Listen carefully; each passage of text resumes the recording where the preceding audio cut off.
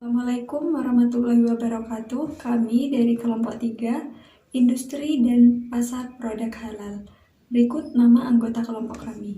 Saya sendiri, Melini Andini, sebagai moderator dan penyaji pertama.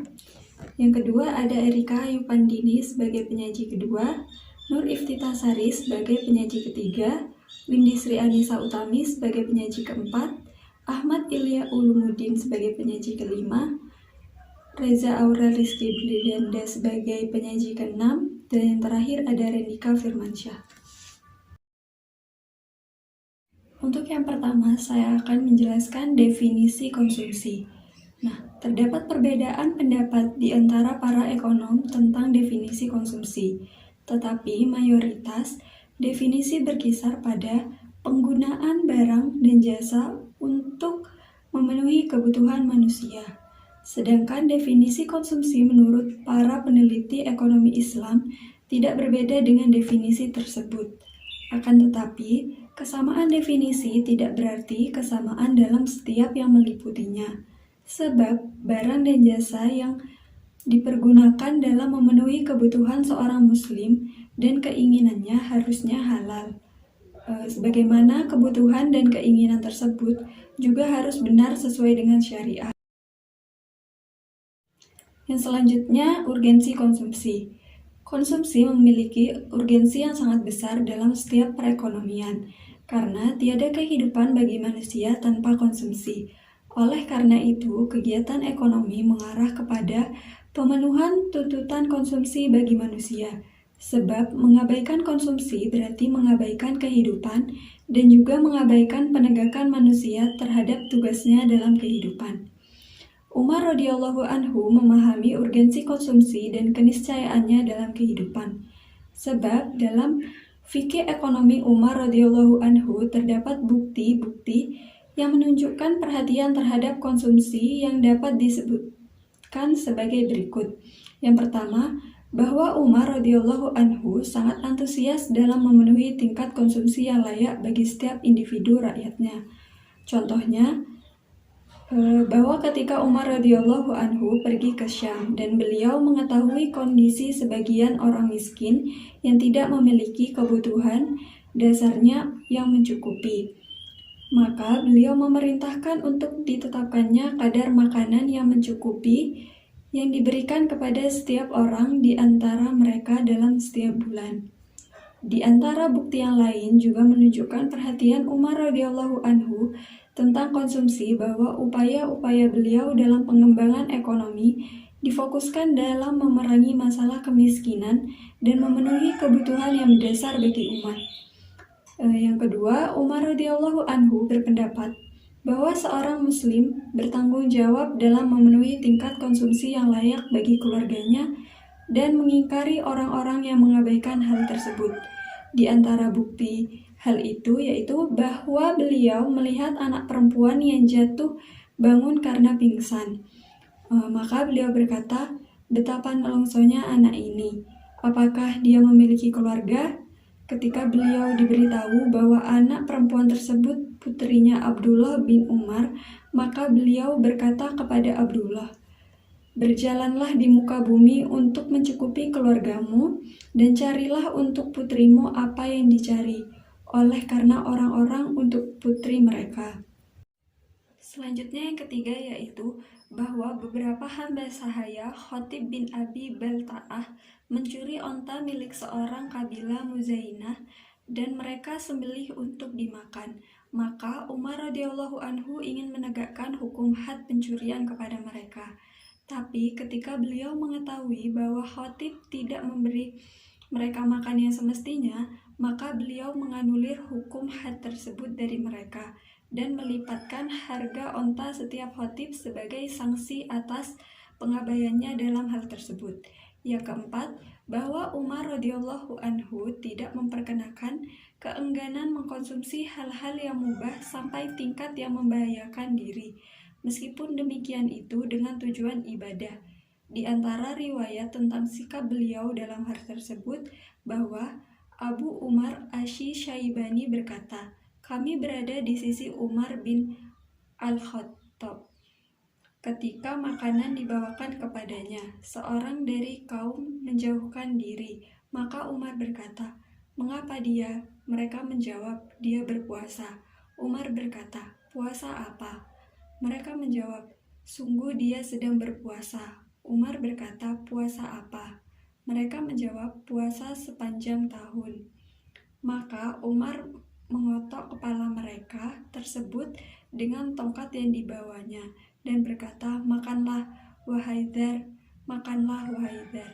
Sebab puasa seperti itu mendatangkan mudarat terhadap diri karena menghalangi haknya dalam mengkonsumsi sepanjang tahun, di mana tentang mudarat ini telah diisyaratkan dalam hadis Nabi Shallallahu Alaihi Wasallam dengan sabdanya, "Jika kamu melakukan demikian itu, maka akan cekung matamu dan lemah dirimu." Di antara fenomena yang lain tentang perhatian Umar radhiyallahu anhu terhadap masalah ekonomi konsumsi adalah pengawasan beliau secara langsung kepadanya, pembuatan ketentuan-ketentuan untuk ketepatannya melakukan, tetapi terhadap penyelewengan konsumsi yang benar. Yang selanjutnya yaitu tujuan konsumsi. Nah, di sini terdapat 3 perspektif. Yang pertama yaitu perspektif konvensional, perspektif Islam, dan fikih ekonomi Umar radhiyallahu anhu. Yang pertama, perspektif konsumsi secara konvensional. Konsumsi dinilai sebagai tujuan terbesar dalam kehidupan dan segala bentuk kegiatan manusia di dalamnya, baik kegiatan ekonomi maupun bukan. Nah, dalam perspektif ini, konsumen dianggap sebagai raja. Yang kedua yaitu perspektif Islam. Konsumsi dinilai sebagai sarana wajib yang seorang muslim tidak bisa mengabaikannya dalam merealisasikan tujuan yang dikehendaki Allah dalam penciptaan manusia, yaitu pengabdian sepenuhnya hanyalah kepadanya. Selanjutnya, Islam mewajibkan manusia mengkonsumsi apa yang dapat menghindarkan dari kerusakan dirinya. Selanjutnya, yang terakhir yaitu fikih ekonomi Umar radhiyallahu anhu. Konsumsi sebagai sarana penolong dalam beribadah kepada Allah. Sesungguhnya mengkonsumsi sesuatu dengan niat untuk menambah stamina dalam ketaatan pengabdian kepada Allah adalah ibadah yang akan mendapat pahala. Memiliki indikasi positif dalam kehidupannya. Yang terpenting diantaranya yaitu sebagai berikut. Yang pertama, seorang muslim tidak akan memberikan perhatian terhadap sarana tersebut atau konsumsi lebih besar dari yang seharusnya, dan tidak akan memberikan kesempatan melampaui batas yang membuatnya sibuk, sehingga dia rugi di dunia dan di akhirat. Selanjutnya, keyakinan ini akan memangkas ketamakan konsumen muslim dan menjadikannya lebih disiplin dalam bidang konsumsi, sehingga tidak boros dan kikir, dan menjadikannya mengingat Allah dengan mensyukuri nikmatnya dan melaksanakan syariatnya, tidak melakukan pekerjaan haram dan memasukkan ke dalam mulutnya sesuatu yang haram. Yang terakhir yaitu pengetahuan seorang muslim tentang hakikat konsumsi mendorongnya mementingkan orang lain dan menjauhkannya dari sikap egois, sehingga selalu mendekatkan diri kepada Allah, memberi infak kepada keluarga dekat, fakir miskin, dan orang-orang yang membutuhkan, dan tidak menolong dengan hartanya kepada siapapun dalam maksiat kepadanya. Baik, yang selanjutnya adalah kaidah-kaidah konsumsi. Kaidah konsumsi terdiri dari yang pertama adalah kaidah syariah, yang kedua adalah kaidah kuantitas, yang ketiga adalah memperhatikan prioritas konsumsi, yang keempat adalah kaidah sosial, yang kelima adalah kaidah lingkungan, dan yang keenam, yang terakhir adalah larangan mengikuti dan meniru.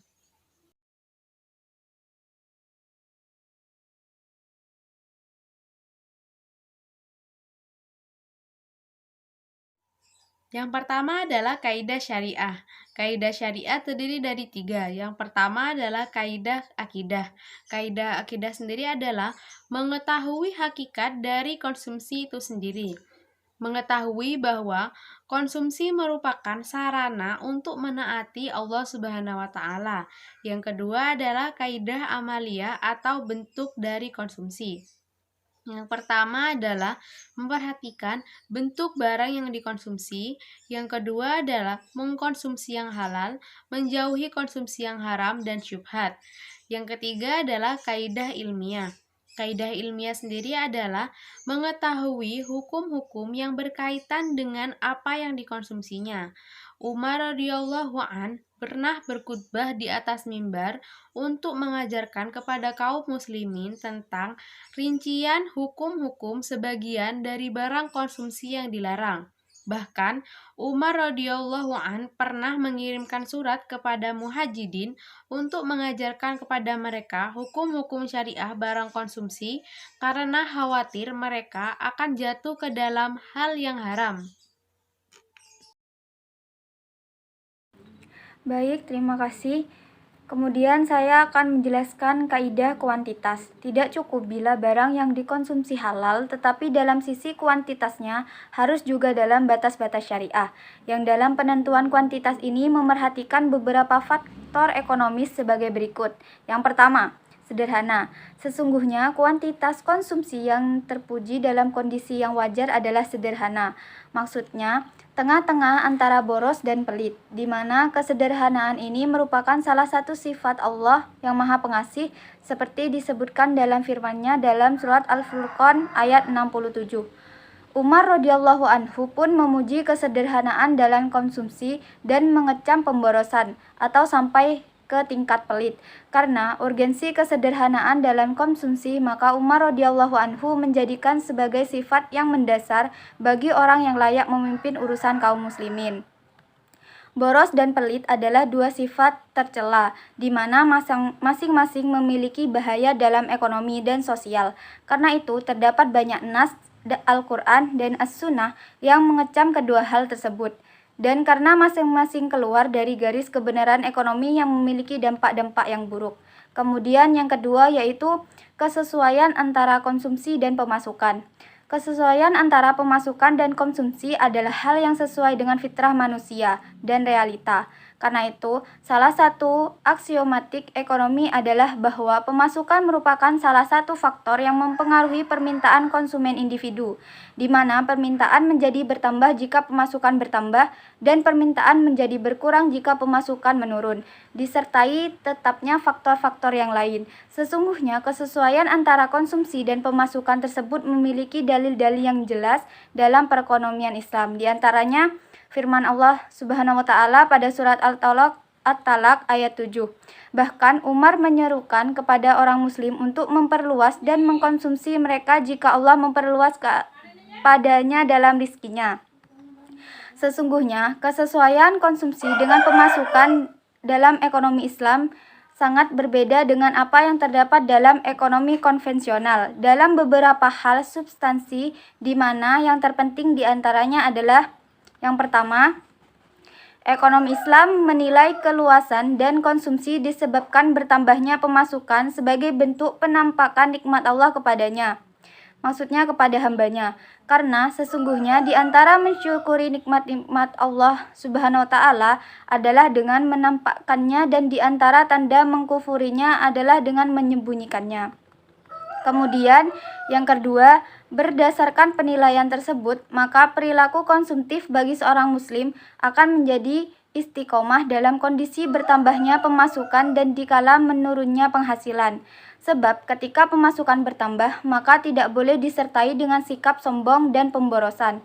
Sebaliknya, menurunnya pemasukan dan dampaknya dalam penurunan konsumsi tidak boleh menyebabkan kepada meremehkan nikmat Allah. Kemudian yang ketiga, sikap seorang muslim menjadi bertambah tanggung jawabnya ketika bertambah pemasukannya, agar mencakup segala bentuk kebajikan. Kemudian yang keempat, dalam ekonomi Islam, kesenangan konsumsi dan pemasukan adalah tidak berarti bertambahnya konsumsi dengan tanpa batasan setiap bertambahnya pemasukan. Yang ketiga, penyimpanan dan pengembangan. Menyimpan atau menabung merupakan suatu keharusan untuk merealisasikan pengembangan atau investasi, sebab hubungan antara penyimpanan dan konsumsi adalah kebalikan. Setiap salah satu dari keduanya bertambah, maka berkuranglah yang lain. Karena itu, memperluas konsumsi akan berdampak pada penurunan penyimpanan sehingga berkuranglah modal investasi dengan tingkat penurunan simpanan. Dan demikian ini adalah yang menghambat upaya investasi. Karena itu, sistem ekonomi seluruhnya berupa membatasi konsumsi sebagai cara permodalan investasi dan pembentukan modal. Umar radhiyallahu anha pun menyarankan pembatasan konsumsi dan mengingkari orang-orang yang menggunakan semua pemasukan untuk konsumsi. Di antara menunjukkan perhatian Umar radhiyallahu anhu tentang pembatasan konsumsi, maka kemaslahatan penyimpanan dan investasi, bahwa beliau tidak mencukupkan dengan pengarahan terhadap individu, akan tetapi beliau menyampaikan pembicaraan demikian itu kepada umat di atas mimbar dan menghimbau mereka untuk menginvestasikan sebagian barang sebagai ganti dari mengkonsumsinya. Kemudian terdapat dua hal penting yang selayaknya disebutkan, yaitu yang pertama, bahwa hubungan antara konsumsi dan penyimpanan selayaknya seimbang. Kemudian yang kedua, tidak semestinya bila membaurkan antara sikap Umar radhiyallahu anhu tentang konsumsi dan sikapnya tentang produksi. Sebab sikapnya tentang konsumsi mencerminkan seruan pola keseimbangan. Sesungguhnya, membaurkan antara kedua hal tersebut akan berdampak pada generalisasi nas-nas dan atsor yang mengecam pemerluasan dalam urusan dunia terhadap setiap produksi dan konsumsi, sehingga demikian itu akan berdampak negatif dalam produksi dan pengembangan ekonomi. Kemudian saya persilahkan kepada presentasi selanjutnya. Materi selanjutnya yaitu memperhatikan prioritas konsumsi. 3 tingkatan jenis barang. Yang pertama yaitu primer, kebutuhan yang harus terpenuhi untuk tujuan menegakkan kemaslahatan agama dan dunia, yang jika tidak terpenuhi maka akan menyebabkan ketidakstabilan dan seseorang tidak akan aman dari kebinasaan. Dalam menyebutkan tingkatan ini, Umar radhiyallahu anhu mengatakan seseorang tidak akan binasa dari separuh kebutuhan pokoknya, dan barang siapa yang tersiapkan baginya kebutuhan pokok sehari setelah sehari, maka dia aman dari kerusakan diri, dan sebaiknya dia sabar dan menunggu kelapangan hingga Allah Subhanahu wa taala memberikan keluasan dan kemudahan. Hal ini kemudian direalisasikan oleh Umar radhiyallahu anhu saat mengecam putranya Abdullah ketika melihat salah satu putri Abdullah ini jatuh bangun karena pingsan yang disebabkan kelaparan, dan memerintahkannya untuk bekerja untuk anak-anaknya sebagaimana manusia bekerja untuk anak mereka. Kemudian yang kedua yaitu sekunder, merupakan sesuatu yang menjadi tuntutan kebutuhan yang jika tidak terpenuhi akan berakibat terjadi kesempitan, tetapi tidak sampai pada tingkat primer. Contohnya yaitu saat Umar radhiyallahu anhu merasakan sakit di perutnya akibat mengkonsumsi zaitun. Beliau ingin menggantinya dengan keju. Untuk menghindarkan dirinya dari rasa sakit, maka beliau meminta izin kaum muslimin jika harga keju tersebut dari Baitul Mal dan berkata pada mereka, sesungguhnya Amirul Mukminin mengeluhkan perutnya akibat makan zaitun. Jika kalian melihat untuk menghalalkan kepadanya 3 dirham harga sekalian keju dari Baitul Mal, kamu maka lakukanlah. Kemudian yang terakhir yaitu tersier, sesuatu yang jika tidak terpenuhi tidak sampai pada tingkat kebutuhan primer dan bukan pula sebagai kebutuhan sekunder, hanya sebatas pelengkap dan hiasan. Contohnya ini saat Umar radhiyallahu anhu memerintahkan untuk membuat baju atau pakaian yang bagus untuk ahli Badar. Jadi, konsumen muslim ini dituntut untuk memperhatikan ketiga tingkatan konsumsi tersebut dan memulai dari yang terpenting hingga yang penting. Terima kasih. Baik, selanjutnya ada kaidah sosial, yang dimana dalam kaidah sosial tersebut ada 3 pembagian. Yang pertama umat, yang dimaksud dari pembagian pertama ini bahwasanya kegiatan konsumsi yang baik ialah kegiatan konsumsi yang bisa memberikan manfaat serta kemaslahatan bagi seluruh umat. Yang kedua yakni keteladanan, yang dimana dimaksudkan bahwasanya keteladanan tersebut ialah melakukan sebuah kegiatan konsumsi yang sesuai dan tidak melakukan penyelewengan dalam kegiatan konsumsi. Yang ketiga, tidak membahayakan orang lain, yang dimana dimaksudkan bahwasanya kegiatan konsumsi yang baik ialah kegiatan konsumsi yang tidak membahayakan orang lain. Contoh kegiatan konsumsi yang bisa membahayakan orang lain yakni kegiatan konsumsi yang dengan bersifat serakah. Hal tersebut bisa membahayakan orang lain. dan tidak hanya membahayakan orang lain juga, tetapi bisa membahayakan diri kita sendiri. Next. Yang kelima, kaidah lingkungan. Lingkungan ini memiliki pengaruh besar dalam perilaku konsumsi. Karena itu sering terjadi perubahan pola konsumsi karena mengikuti perubahan lingkungan, dan faktor yang mempengaruhi pola konsumsi tersebut bisa bersifat materi maupun non-materi. Next. Dalam fikih ekonomi, Umar radhiyallahu anhu terdapat riwayat-riwayat yang menunjukkan perhatian tentang pengaruh lingkungan terhadap pola konsumsi bagi seorang muslim, baik dalam kualitas maupun kuantitas. Antara lain yaitu, nomor 1, ketika Umar radhiyallahu anhu datang ke Syam, penduduk Syam mengadukan kepadanya tentang wabah bumi yang beratnya wabah tersebut, maka beliau memerintahkan meminum madu. Mereka menjawab, madu tidak membuat kita menjadi baik. Lalu sebagian orang di daerah tersebut mengisyaratkan kepadanya dengan tilak, maka beliau menyetujui hal itu dan memerintahkan mereka untuk meminumnya. Yang kedua yaitu Abu Musa al-Asy'ari datang dalam rombongan dari Basrah kepada Umar radhiyallahu anhu, lalu mereka menyampaikan pembicaraan kepadanya agar menetapkan untuk mereka dari Baitul Mal makanan yang akan mereka konsumsi.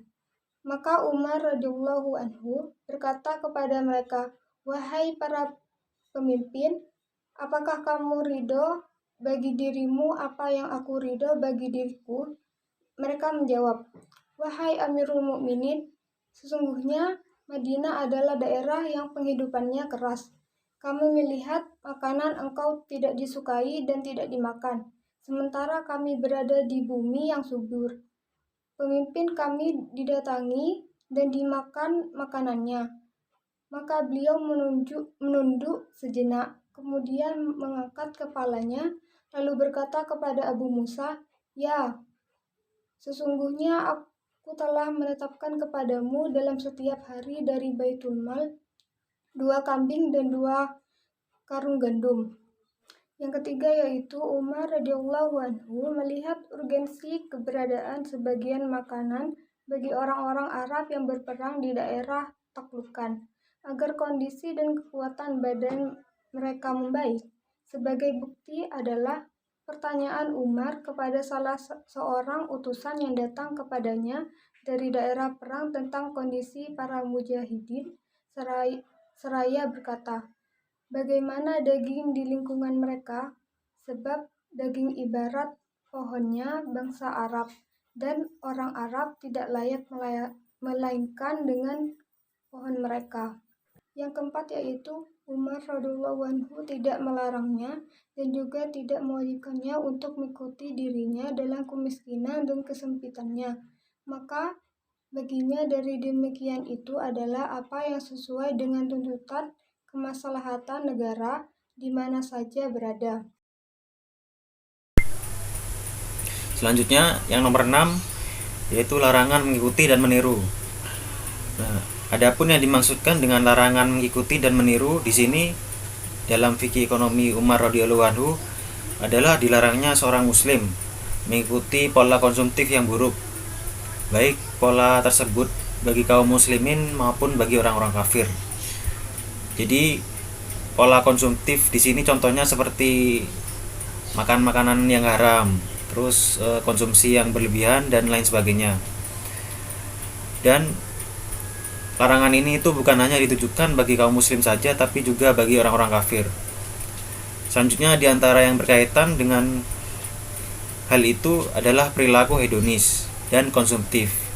Nah, perilaku hedonis maksudnya adalah kesenangan atau kenikmatan. Jadi perilaku yang hanya menginginkan suatu kenikmatan atau kesenangan itu dilarang dalam Islam. Nah, selanjutnya kajian yang tentang tema ini akan dikelompokkan dalam 2 bagian. Yang pertama ada mengikuti dan meniru, Dan yang kedua ada konsumsi lahiriah.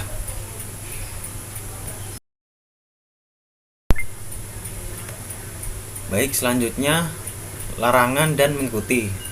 Nah, sungguhnya Umar radhiyallahu anhu mengerti pengaruh pola taklid dan meniru dalam pola konsumsi ini. Karena itu beliau berupaya dengan kuat untuk mencegah keterpengaruhan kaum muslim dengan pola-pola konsumtif yang buruk. Nah, diantaranya yaitu yang terpenting tentang hal tersebut dalam fikih ekonomi Umar radhiyallahu anhu dapat kita ketahui dalam 3 hal. Yang pertama, mengikuti dan meniru pola konsumsi masyarakat Islam. Yang kedua, mengikuti dan meniru pola konsumsi masyarakat kafir. Dan yang ketiga, larangan tentang selalu bersenang-senang. Yang pertama, mengikuti dan meniru pola konsumsi masyarakat Islam. Nah, terdapat pola-pola konsumsi yang buruk pada sebagian individu di dalam masyarakat muslim, dan seringkali pola-pola demikian itu berpindah kepada orang lain melalui proses peniruan. Nah, dan Umar radhiyallahu anhu mengkhawatirkan kaum muslim dari ketergantungan pola-pola konsumsi yang buruk. Karena itu beliau mengambil beberapa cara yang dapat menghindarkan kaum muslim dari hal tersebut. Di antara contohnya bahwa beliau melarang kaum muslim melintasi para pemilik jamuan makan. Dan beliau berkata, "Wahai manusia, janganlah kamu melintasi para pemilik jamuan makan. Sungguh seleramu adalah daging, tapi hendaklah sekali dengan daging, makanlah sesekali dengan keju, sesekali dengan zaitun, dan sesekali dengan garam." Nah, nampaknya bahwa yang dimaksudkan dengan larangan ini adalah agar mereka tidak terpengaruh dengan melihat apa yang terdapat di meja makan berupa aneka jenis makanan, sehingga itu mendorong mereka untuk mengikuti dan meniru pola tersebut. Yang kedua ada mengikuti dan meniru pola konsumsi masyarakat kafir. Nah, ini jauh lebih berisiko daripada yang sebelumnya, sebab yang sebelumnya pada umumnya terjadi dalam sisi konsumsi yang berlebihan.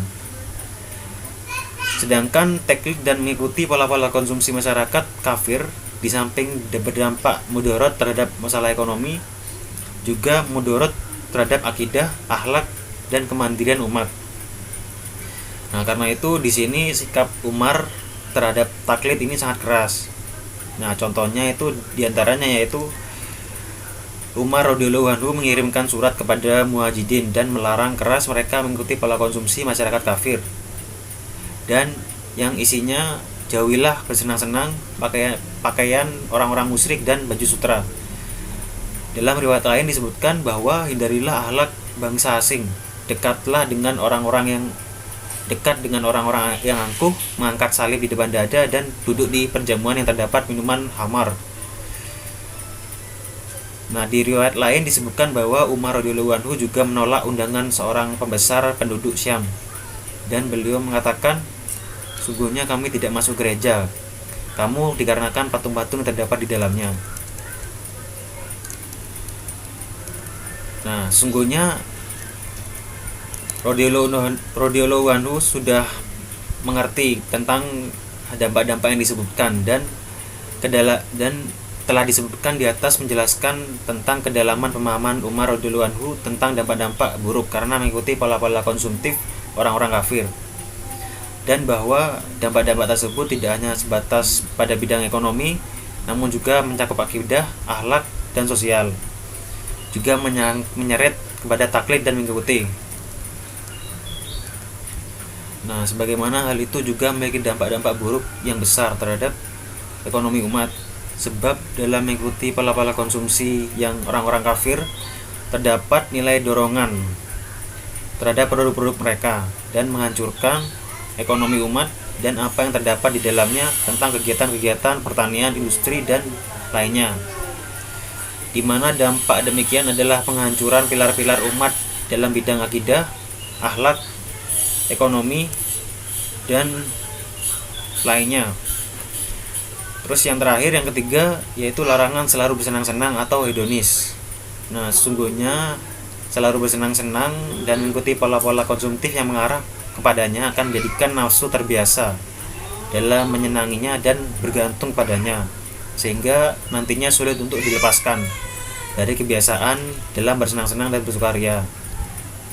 Nah, sungguhnya di sini Umar radhiyallahu anhu mengerti tentang dampak-dampak buruk yang dihasilkan. Karena itu, beliau menyerukan kaum muslimin untuk meninggalkan bersenang-senang dan membiasakan pola hidup sederhana agar mereka selalu dalam kesiapan mengemban seluruh kondisi dan keadaan.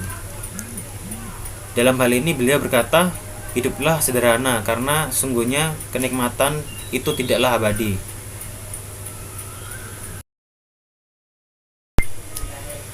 Yang selanjutnya yang terakhir yaitu konsumsi lahiriah. Nah, adapun yang dimaksud dengan konsumsi lahiriah yaitu konsumsi barang-barang yang memenuhi hasrat kebanggaan pribadi. Artinya bahwa pemenuhan yang didapatkan konsumen dari barang-barang tersebut tidak berdasarkan sisi manfaatnya, namun dari sisi kemampuannya menarik perhatian orang lain kepadanya. Nah, sungguhnya konsumsi untuk kebanggaan ini menyeleweng dari garis kebenaran dan menjadikan konsumsi sebagai tujuan intrinsiknya, di mana Islam itu melarang konsumsi karena ingin menonjol dan melarang setiap perbelanjaan dengan tujuan kebanggaan atau menampakkan kebesaran dan lain-lain yang menyebabkan semakin luasnya jurang pemisah antara orang-orang kaya dan orang miskin. Nah, di antara dalil yang menunjukkan demikian itu adalah sabda Nabi SAW yang berbunyi, makanlah dan minumlah dalam selain kebanggaan dan tidak dilebih-lebihkan.